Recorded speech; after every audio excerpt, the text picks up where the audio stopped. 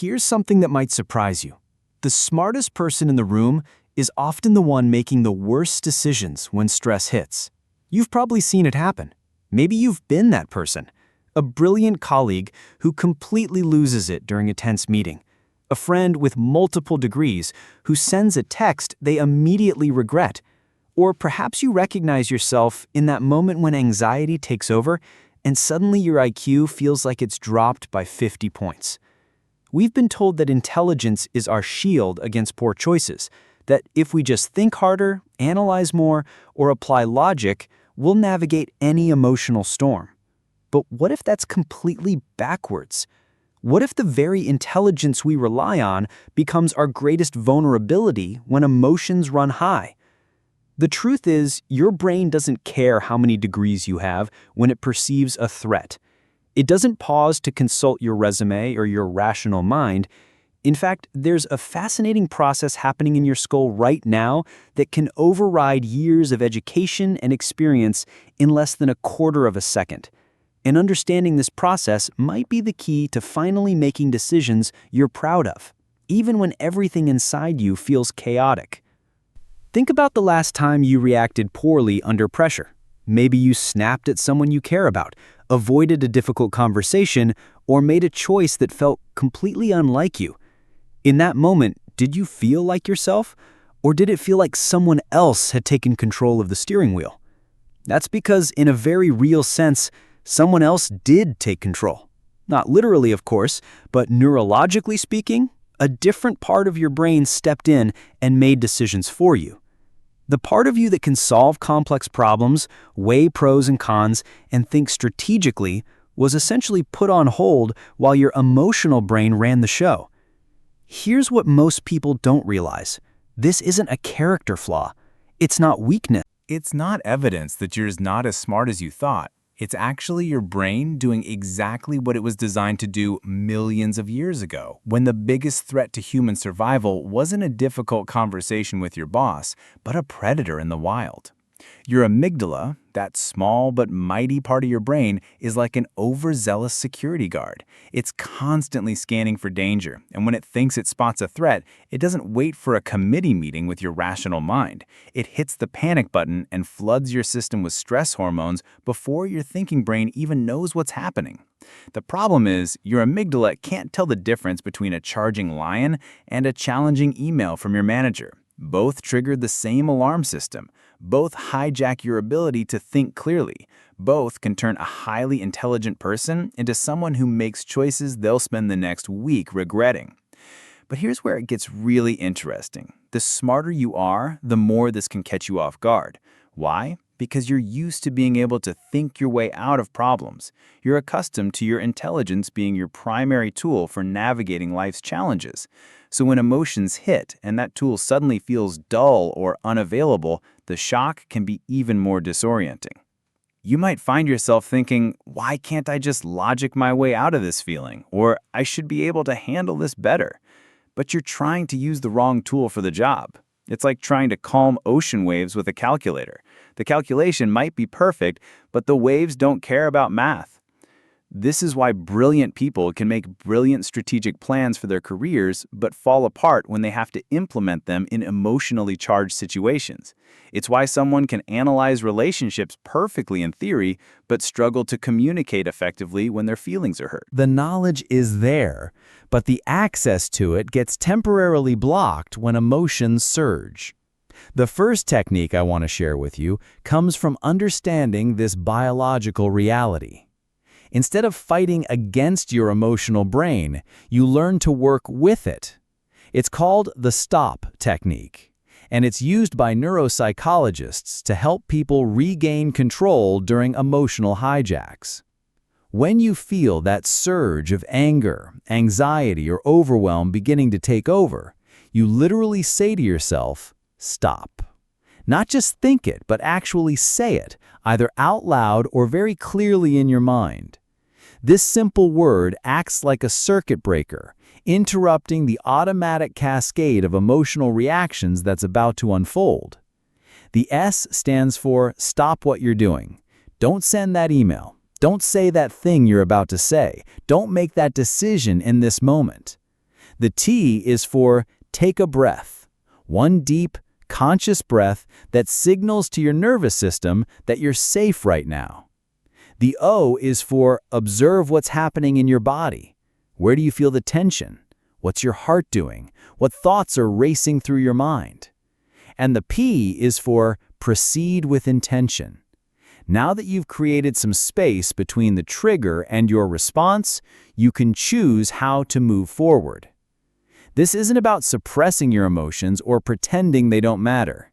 It's about recognizing that there's a difference between feeling an emotion and being controlled by it. You can feel angry and still choose your words carefully. You can feel anxious and still make thoughtful decisions. You can feel hurt and still respond from a place of self-respect rather than reactivity. Think of emotions like weather. You don't control when a storm hits, but you can choose whether to go outside without an umbrella. The storm isn't wrong for existing, and you're not weak for noticing it's raining, but you do have a choice about how you respond to the conditions. Now, let me share something that might shift how you think about this whole process. We often treat emotional reactions like personal failures, especially when we pride ourselves on being rational, thoughtful people. But what if I told you that your emotional brain is actually trying to protect something valuable? What if those intense reactions aren't random malfunctions, but signals pointing to what matters most to you? When you feel that surge of anger during a meeting, it might be because your sense of fairness or respect is being threatened. When anxiety spikes before an important conversation, it could be because connection and understanding matter deeply to you. When you feel overwhelmed by someone's criticism, it might be because growth and competence are core values you hold. Your emotional brain isn't your enemy. It's more like an alarm system that's been calibrated for a different world. It's doing its job, just not always in ways that serve you in modern situations. Once you understand this, you can start to see emotional hijacks not as evidence of your weakness, but as information about what you care about most. This brings us to the second technique, something I call the pause of 3 breaths. It's deceptively simple, but it's based on solid neuroscience about how your breathing affects your nervous system's response to stress. Here's how it works. When you notice that familiar feeling of emotional intensity building, before you speak, before you act, before you decide, you take 3 conscious breaths. Not the shallow, quick breaths that anxiety encourages, but deep, deliberate ones. Breathe in for 4 counts, hold for 4, breathe out for 6. Do this 3 times. This isn't just a calming technique, though it will help you feel calmer. Those longer exhales actually stimulate your vagus nerve, which signals to your brain that you're safe. It's like sending a message to that overzealous security guard in your head that the situation is under control. No need for emergency protocols. But here's the real power of this practice. It buys you time. Those few seconds of conscious breathing create space between what happens to you and how you respond. And in that space, your intelligent, thoughtful self can come back online. You've probably heard the advice to count to 10 when you're angry, but most people don't understand why it works. It's not about the counting. It's about the pause. It's about interrupting the automatic pattern that goes from trigger to reaction without any conscious choice in between. The thing is, most smart people are used to processing information quickly. We pride ourselves on rapid analysis, quick wit, sharp responses. But when emotions are involved, that speed can work against us. The fastest response isn't always the wisest one. Sometimes the most intelligent thing you can do is slow down. I remember working with someone who described their emotional reactions like being on a runaway train. They could see the crash coming but felt powerless to stop it. The pause of 3 breaths became their emergency brake. Not to stop the train of emotion completely, but to slow it down enough to make better choices about where it was heading. This technique works because it acknowledges that you're going to feel what you feel. You're not trying to think your way out of anxiety or logic your way out of anger. You're simply creating a moment of choice.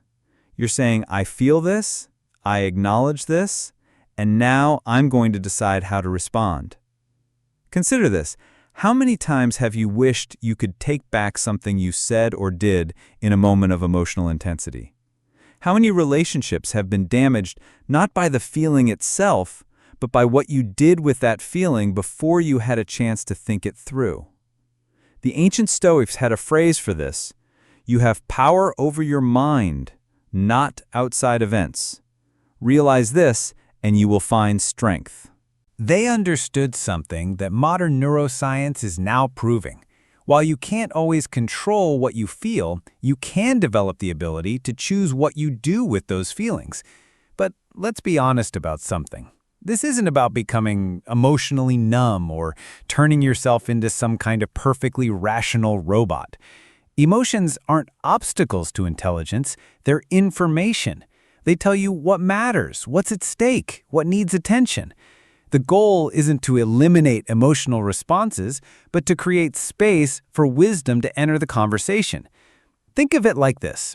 Imagine your emotions are like a friend who's really bad at timing but has important things to tell you.